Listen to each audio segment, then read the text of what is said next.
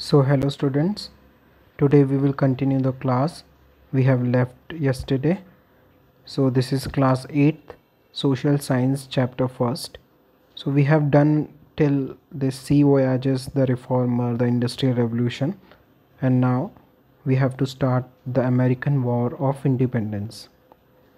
So I want to request all of you to please take out your book along with me and read side by side. So let's start. While Europe was occupied with tackling the problems caused by its inner conflict, major another major event was unfolding in the 13th British colony in North America, revolt against British rule over the issue of taxation against representation. The colonies were taxed, but they were not given any say in the British Parliament. Most of the people settled in this colony had came from Europe, but they were deprived of right of representation that people living in England enjoyed. So what is happening here is, so when British occupied America, we can say it was called as a North America. So when British occupied North America, there were only 13 states which was ruled by British. So when the British ruled over America, they deprived or taken away every right of the people. And one of the most important right that American wanted was the right to representation. Means they want to represent their people, like our politicians, like they represent us, they want to represent themselves. So they want to enjoy the right to representation like the people enjoyed in England. So because of this, the revolutionary era began in 1763, and on July 4th, 1776, the colonists adopted the Declaration of Independence. In 1789, the United States adopted a republican constitution, thus started the practice of having written constitution. So the revolutionary era began when? In 1763. On July 4th, 1776, the colonists adopted the Declaration of Independence. Means they declared themselves to be independent. They never fought a war like we did, and they were declared independent. And another thing which is very much important in this line is they started the practice of having written constitution. So America is the only and the first country at that time to start a constitution in a written form. So the American Revolution was significant in two ways. First, it compelled the British Parliament to follow liberal policy towards their colonies, and secondly, it encouraged the revolutionary forces of other British colonies to liberate themselves from the clutches of British. So the American Revolution, which took place in 1776, or the period between 63 to 676, inspired many people. Like, it was the first country to fight British to get independence. So what it does, it encouraged other colonies like India also to get independence from the British. And the second thing was, so it was the first thing. The first is they compelled British Parliament to follow liberal policy towards their colonies. So liberal policy, what are liberal policies? Liberal policies are to give them more rights, the right to speak and other policies which they enjoyed in England. So they wanted this right to be given to them. And another thing was to end the British rule and encouraged other colonies to get themselves independent of the British rule. So far everything must be clear. So now moving on towards the French Revolution. By the end of the 18th century, another revolution took place, this time in France. It had far-reaching effects on world event. At that time, French society comprised three strata: the nobility, the clergy, and the commoner. Apart from the royal family, wealth was concentrated in the health of noble and merchant. So it was not like this. In 18th century, there was a revolution took place in France. Where? France. So at that time, France was under monarchy. What is monarchy? To be governed by the kings. So in France, there were three types of people. One is nobility. When we say nobility, what is nobility? So nobility will be a people of a higher rank, or you can say king and their families are called nobility. When we say clergy, so what is clergy? Clergy is the person who do religious work, or the saint, or you say the priest, they are called clergy. And the commoner is the person who is common, means a common person. So there was three type of people in the system. So apart from the royal family, because this nobility is full of royal family, nobility means the family of the nobles, or the royal family. So apart from this royal family, wealth was concentrated in the hand of nobles and merchants. Who are merchant?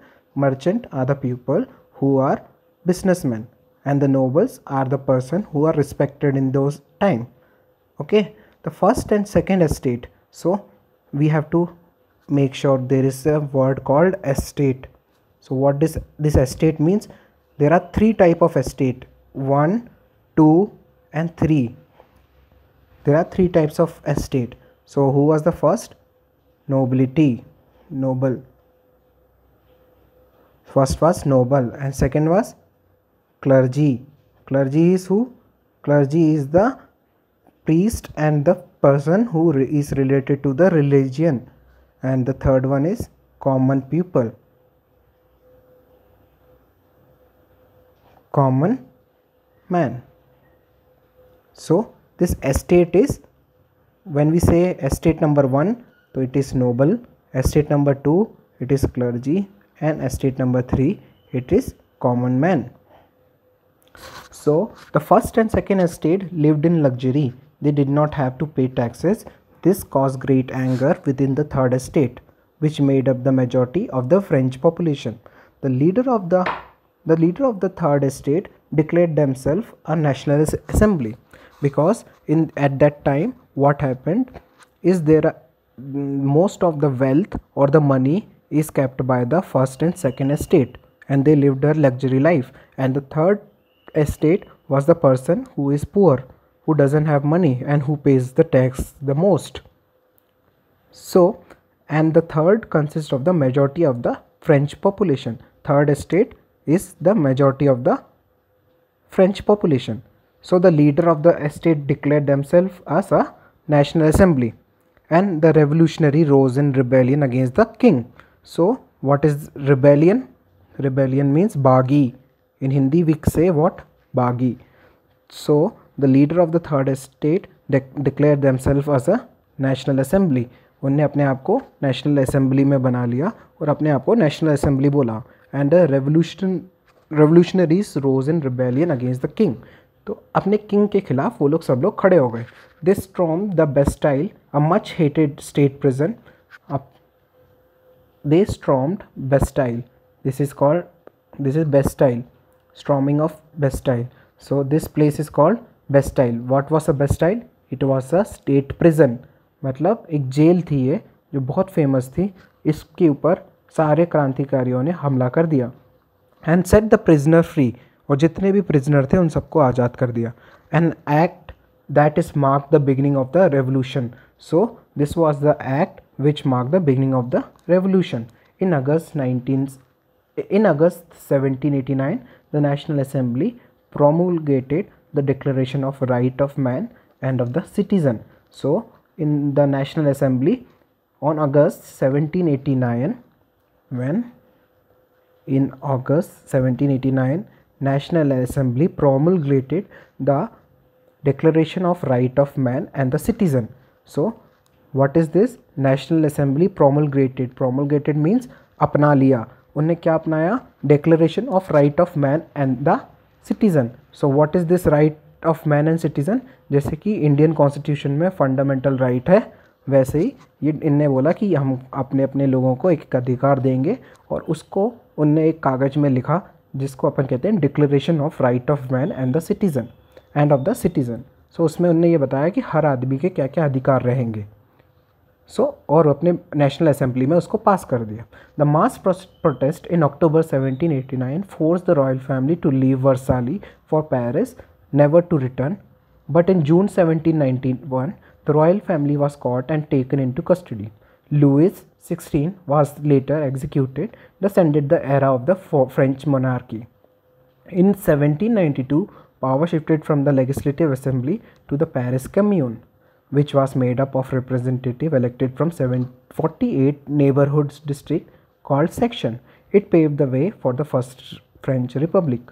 So what happened here is there was a mass protest in October 1789. When we say mass protest is, what is mass protest? मतलब बहुत बड़े level पे protest हुआ, and the royal family to leave the Versailles for Paris. So what is Versailles? Versailles was a name of a palace. एक palace का नाम था जिसका नाम था वर्साली, क्योंकि उस जगह का नाम भी वर्साली था और वहाँ पे एक पैलेस था, उसको अपन कहते हैं वर्साली। वहाँ से राजा की फैमिली भाग के पेरिस पहुँच गई और कभी वापस नहीं आई। But in June 1791 the royal family was caught. 1791 में फिर किंग की फैमिली को पकड़ लिया गया और उनको कस्टडी में ले लिया गया। और उस टाइम का किंग कौन था? लुइस, ये जो लिखा है इस किंग का नाम था लुइस 16 वाज लेटर एग्जीक्यूटेड। जब लुइस 16 को जब पकड़ा तो उनको फांसी पे चढ़ा दिया गया। Thus ended the French monarchy. Monarchy का मतलब क्या होता है? जहाँ पे राजा होता है उसको कहते हैं अपन monarchy. So when they executed King Louis 16, they ended the French monarchy. In 1792, power shifted from the Legislative Assembly to the Paris Commune. So the Legislative Assembly, as we have discussed earlier, where here there was a mention of a National Assembly. So when this third estate made themselves in a National Assembly, what happened? They shifted their power and made a Paris Commune. Paris Commune means a new power governing body was formed, which is called as Paris Commune, which was made of a representative elected from 48 neighborhood district called sections. So 48 neighbourhood district के लोगों में से एक एक representative लेके एक Paris commune नाम का चीज़ बनाया गया, एंड जो अब इन लोग को रिप्रेजेंट करेगी। जैसे कि अपने यहाँ के एमएलए एमपी लोग होते हैं, जो विधायक सांसद लोग होते हैं अपन को रिप्रेजेंट करते हैं, वैसे ये 48 डिस्ट्रिक्ट के लोग अब इनको रिप्रेजेंट करेगी। And it paved the way for the first French Republic, and this what paved the way for a French Republic. Republic मतलब उनने अपना एक नया गणतंत्र बनाया। अपन लोग क्या है, इंडिया ऐसे रिपब्लिक कंट्री जहाँ पे लोगों का राज चलता है, कोई किंग का राज नहीं चलता, उसको अपन कहते हैं रिपब्लिक। सो French become Republic. So new geographic categories. अब क्या हुआ? अब न्यू जोग्राफी एक तरीके से सब कुछ चेंज हुआ। So what has change so far? There is rise of nationalism. अब देशभक्ति में बहुत ज़्यादा राइज हुआ। अब after the success of this revolution a new concept emerged that bound people together by the sense of shared destiny and feeling of belonging and oneness. This was the spirit of nationalism. Countries that were divided into many parts now began to unite themselves. This new trend in political philosophy resulted in a birth of national state with definite geographical boundaries, a distinct way of life, and governed by the unified code of law. The revolution in France and US strengthened the idea of unity. So what happened after this type of revolution? When world saw this revolution in Paris, they came to realize that there is nothing to be separated among ourselves, and we should unite ourselves to get out these foreigners, or to end this colonization. What is colonization? When some country comes into our country, when some other country comes in our country and rule our country, we call it as a colonization. Like Britain did in India. What it did? It came to our country and occupied our country. it is called colonization. So this was a new trend. What is the new trend? Nationalism. Nationalism is what? Deshbhakti. Now everyone was trying to get united, and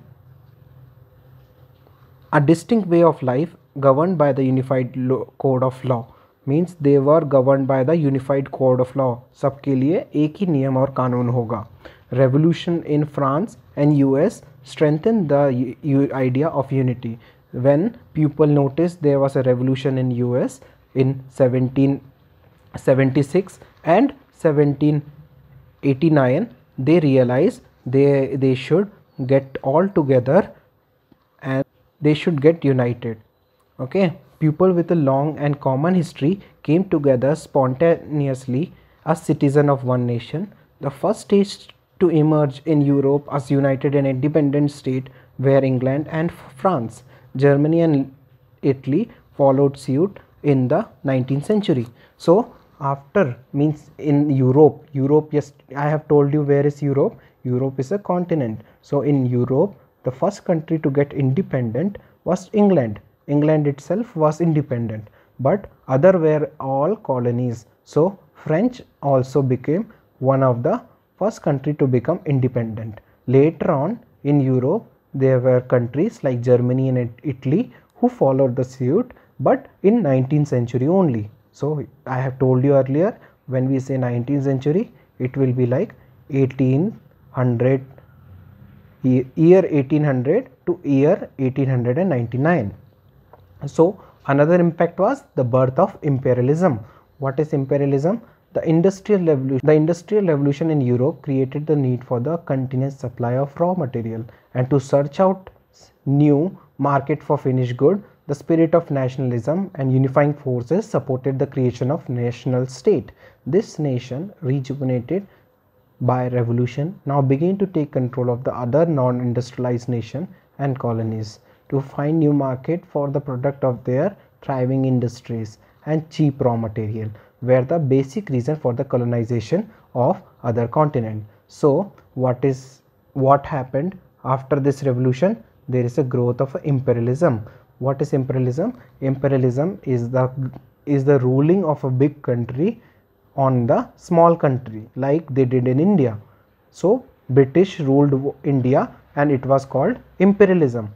A big country rules small country and it is known as imperialism. So after the industrial revolution, Europe created a continuous supply of raw material and they searched the market to sell the thing. Now when the industrial revolution took place, there was lot of material by Europe to sell to different countries, but they don't even have a market because people to purchase them were not enough. So they were finding different countries where their market where their product can be sold.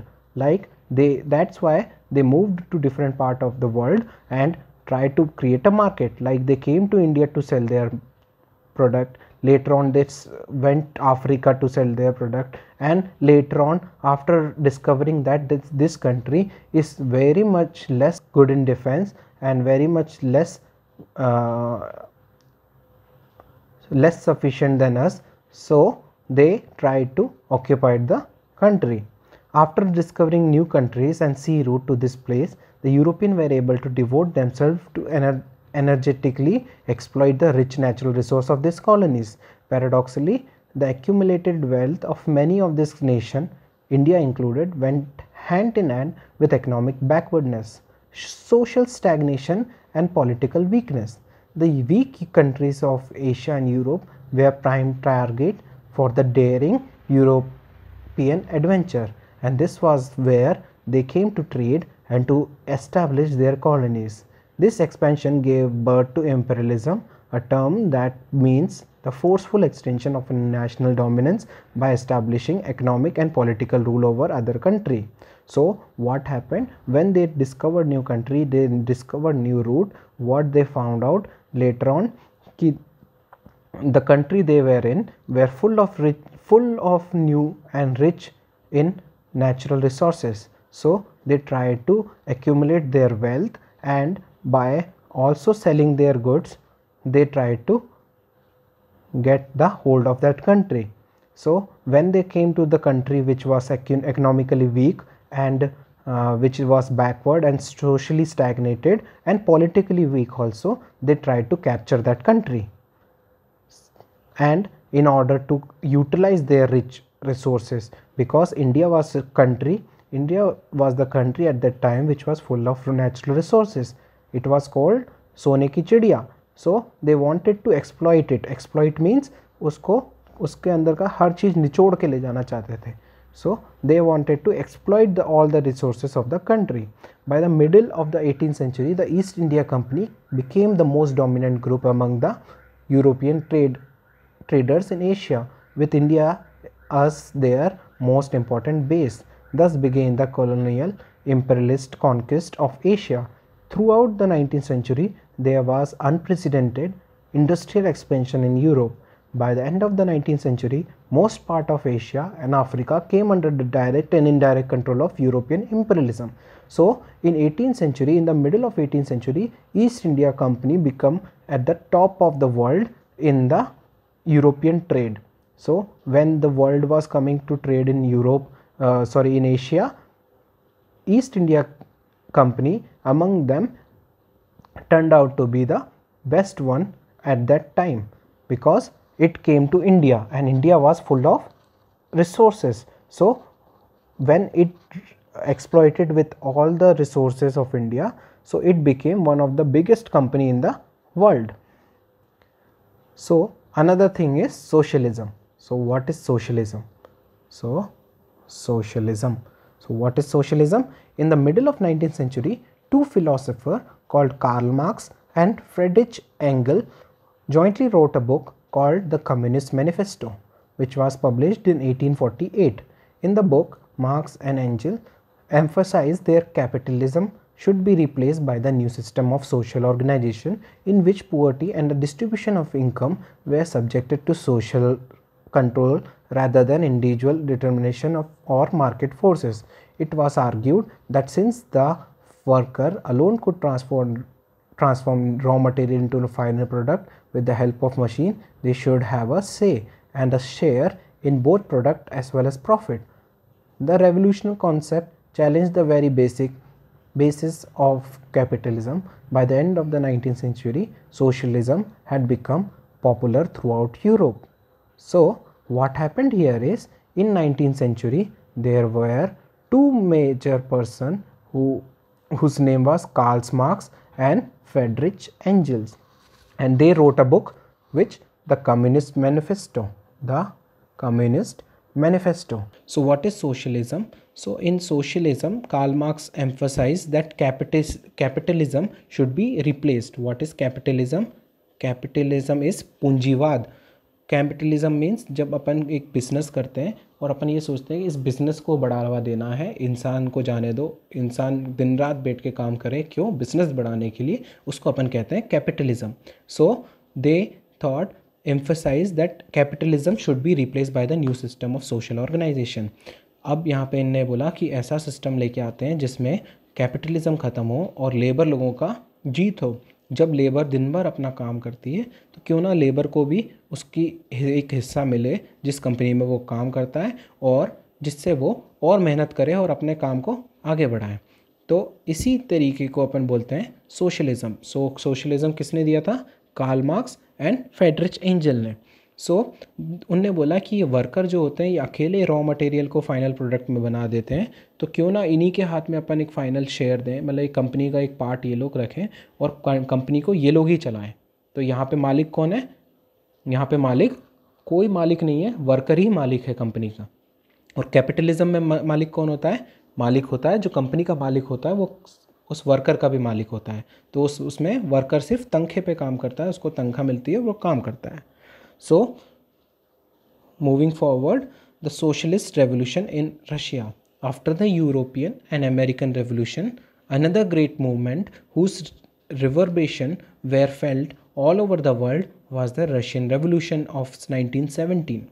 The revolution led to overthrow the autocratic rule of the Tsar, what we will call it Tsar, resulting in the fall of Tsar Nicholas II and the eliminating of the entire Romanov dynasty. This was followed by the establishment of the Soviet Union in 1922. The USSR, the Union of Soviet Socialist Republican, lasted till 1991, after which it split up.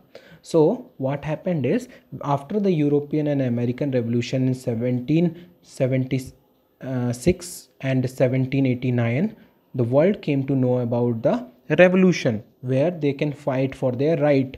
So in what the same thing happened in Russia in 1917. There was a rule of an autocratic rule. What is an autocratic rule? Autocratic rule is a dictator rule, तानाशाही. So तानाशाही किसकी थी? सार की, jar नाम था इसका. So resulting in a tsar Nicholas to.